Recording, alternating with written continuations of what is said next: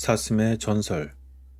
그것은 헝가리에서 가장 오래된 경이로운 전설 중에 하나입니다. 그러한 전설은 너무 오래되어 헝가리에 그들이 정착하기 훨씬 이전에 그들의 먼 친척이나 이웃이었던 국가들 사이에서도 다양한 형태로 발견됩니다. 전설의 의미와 표현은 약간 변경될 수도 있지만 모두 공통점이 많습니다. 오늘날에 남아있는 전설은 상대적으로 짧지만 과거에는 아마도 훨씬 더 광범위했을 것입니다.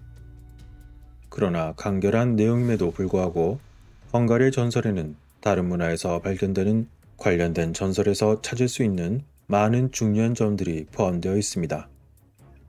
한때 먼 고대에 이 사람들이 이웃이거나 일부는 심지어 친척이었다는 것을 보여주는 것이 바로 그러한 점입니다. 우주와 태양의 어머니의 상징은 큰 뿔이 있는 암사슴으로 상징되었습니다.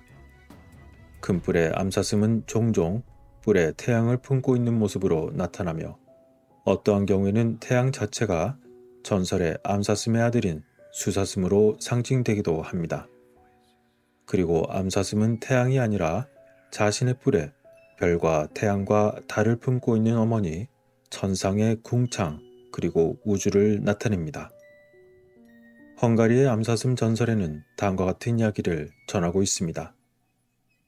오래전 수천 년 전 아시아의 머나먼 땅에 한때 위대하고 강력한 왕국이 있었다. 북쪽에는 높은 산이 있고 남쪽에는 거대한 바다가 있었다. 산에서 두 개의 거대한 강이 남쪽으로 흘러 평평한 저지대를 적시고는 바닷물에 이르렀다. 그곳에 살았던 사람들은 그들의 예술, 과학, 그리고 지혜로 유명했고 그들은 풍요롭게 살았다. 라고 말이죠. 그곳에 북쪽에 살고 있던 사람들은 대홍수 이후에 이곳에 정착하여 새로운 땅을 세운 것이었습니다. 그 땅의 왕은 위대한 땅 에타나의 후손인 거인 사냥꾼인 맨로트였습니다. 헝가리의 타나, 쿠샨 스키타이의 쿠스타나, 수메리의 에타나, 그리고 길가메시의 전설에 따르면 그는 홍수 이후에 키쉬라는 도시와 최초의 메소포타미아 제국을 세웠습니다.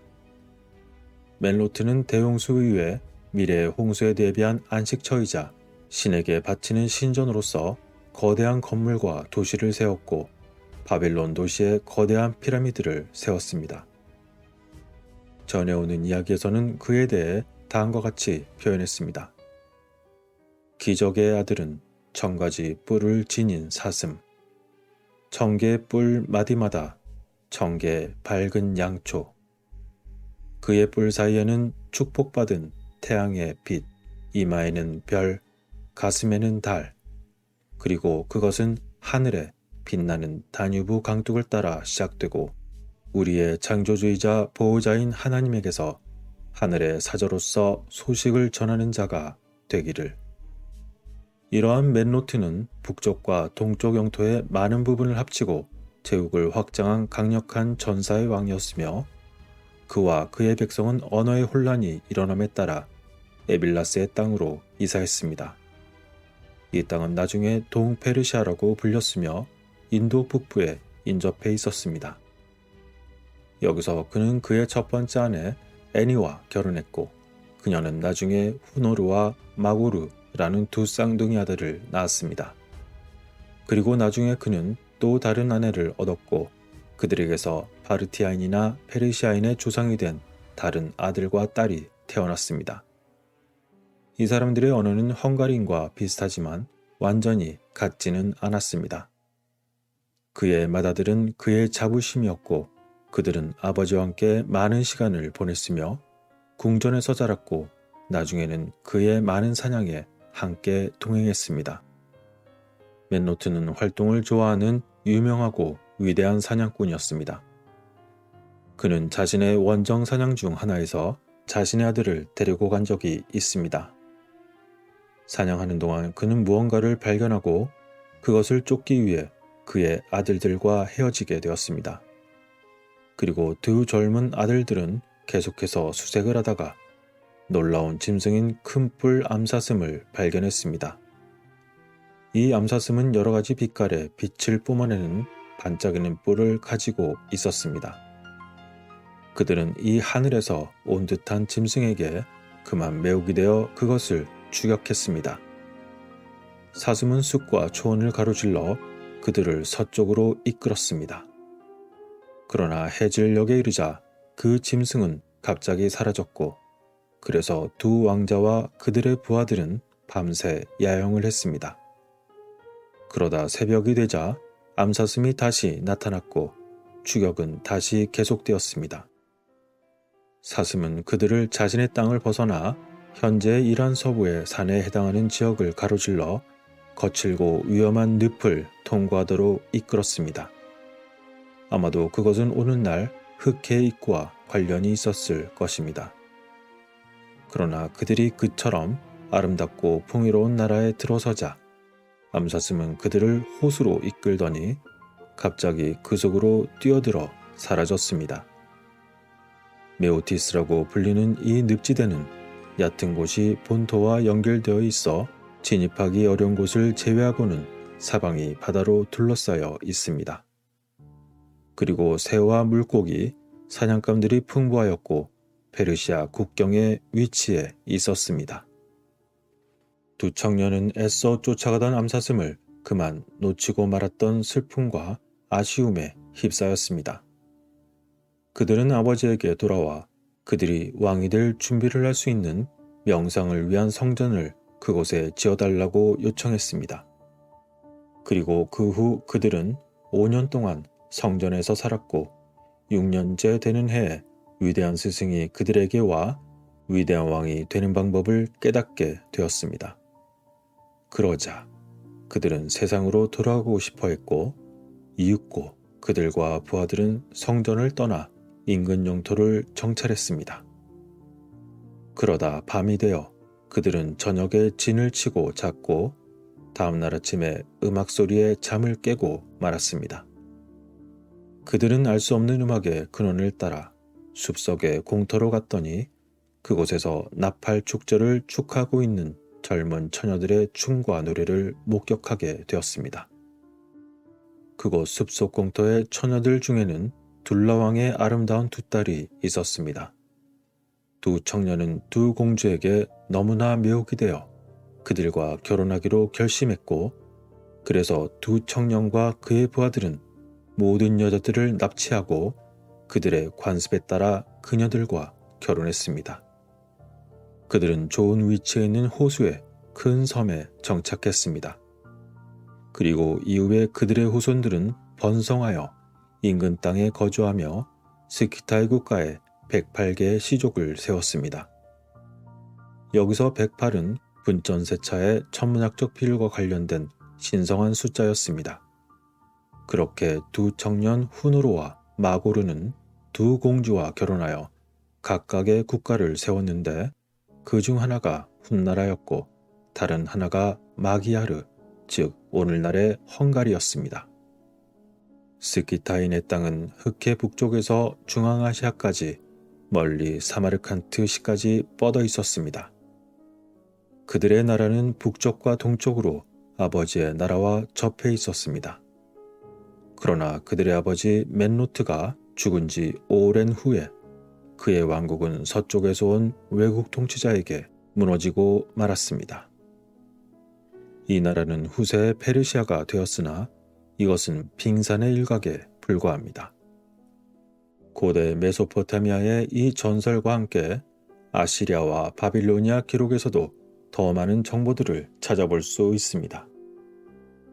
이들의 친척 언어들 사이의 전설은 다양하지만 일반적으로 위대한 사냥꾼이 하늘의 사슴인 큰 곰자리를 사냥하는 별의 신화입니다. 그리고 훈족의 유적에서는 몽고에서부터 중국 서부의 둥환 동굴까지 두 쌍둥이에 의한 마법의 사슴 사냥을 보여줍니다.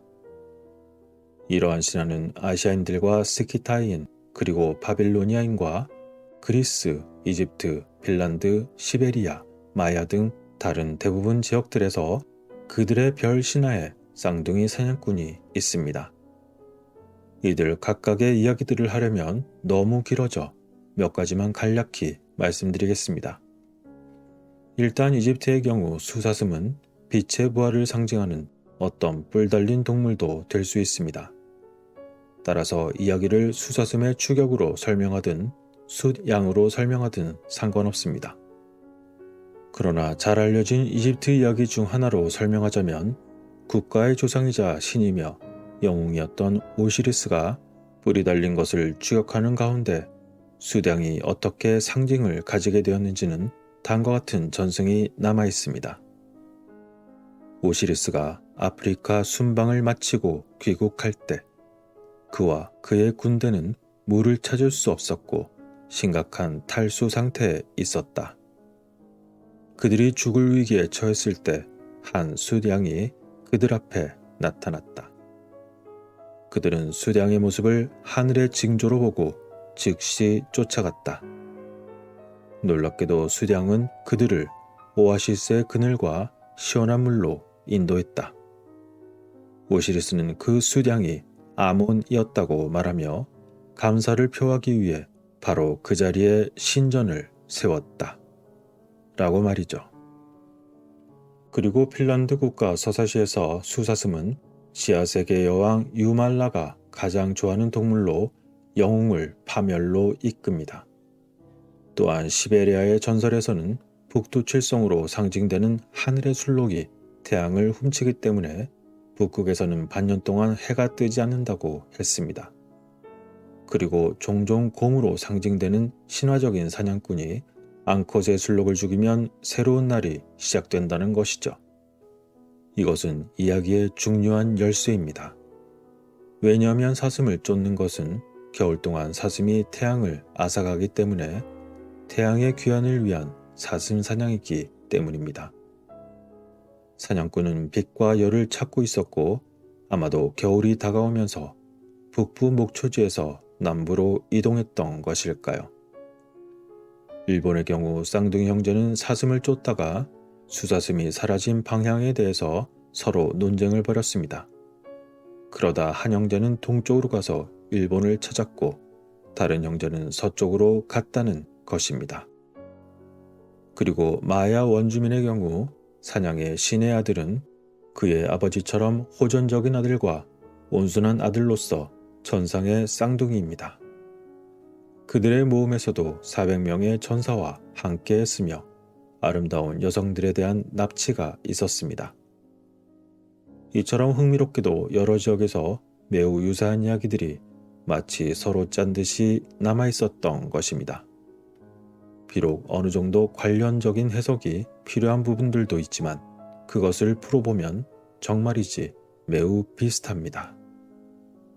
앞서 처음 언급한 거인 사냥꾼 맨로트는 다들 아시다시피 니무롯을 의미하고 있습니다.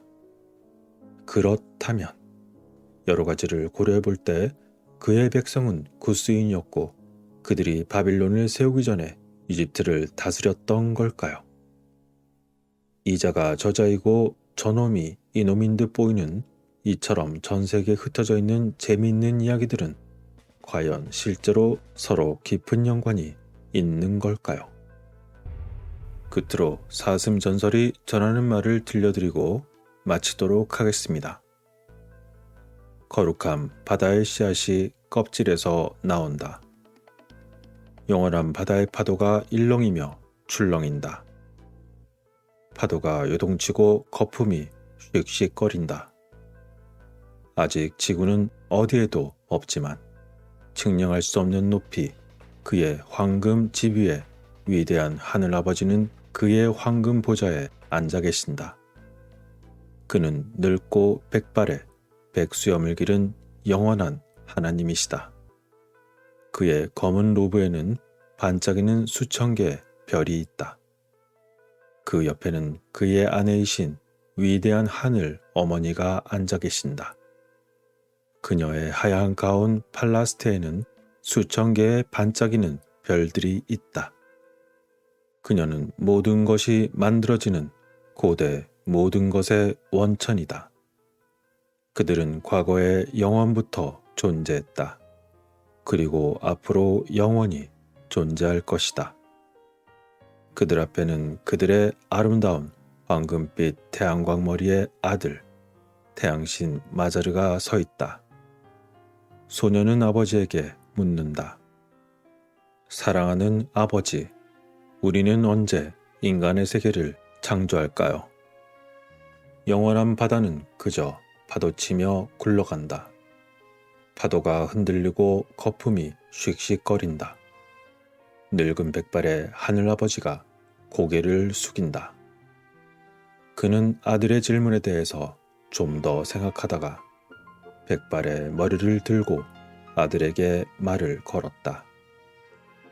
나의 사랑하는 아들아, 우리가 인간들을 위해 그들의 세계를 창조하여 나의 자녀가 될 그들이 살 곳을 갖도록 하자. 친애하는 아버지, 어떻게 그런 세상을 만들 수 있을까요? 아들아, 우리가 그것을 창조할 수 있는 방식은 이것이다. 흔들리는 푸른 영혼의 바다는 꿈꾸는 눈, 잠자는 씨앗. 그러므로 대해 깊은 곳으로 내려가거라. 그리고 잠자고 있는 씨앗과 꿈꾸는 눈을 일으켜 우리가 그들로부터 세상을 창조할 수 있도록 하여라. 아들은 아버지의 지시를 따랐다. 그는 자신을 황금빛 새의 형상으로 황금빛 잠수 오리로 변신시켰다. 그런 다음 그는 끝없는 바다로 날아갔다. 그는 한동안 물 위에서 헤엄쳤고 바다의 파도에 잠시 흔들렸다. 그런 다음 그는 파란색의 깊고 깊은 곳으로 뛰어들어 물속에서 바닥을 찾았지만 도달할 수 없었고 숨이 차서 그는 다시 떠오를 수밖에 없었다. 그는 파도에 흔들리고 다시 물 위에서 수영하며 오랫동안 힘을 모았다. 심호흡을 한 이후 그는 다시 푸른 심연 속으로 잠수했고 더 깊이 어둠 속으로 잠수했다. 그리고 진동하는 진주처럼 위로 올라와 구불구불한 바다의 표면에 튀어나온 그의 공기를 천천히 방출했다. 그러나 다시 그의 부리는 바다 밑바닥 모래 속으로 깊이 들어가 그의 부리에 무언가를 물고 화살처럼 그것을 물 위로 쏘아 올렸다. 또한 해저 표면에서 그는 꿈꾸는 눈, 잠자는 씨앗, 그리고 은백색의 작은 눈을 키웠다. 이제 꿈꾸던 눈이 깨어나고 잠을 자던 졸린 눈이 뜨고 그것이 자라 생명체가 되었다. 모든 판단은 여러분들의 몫입니다.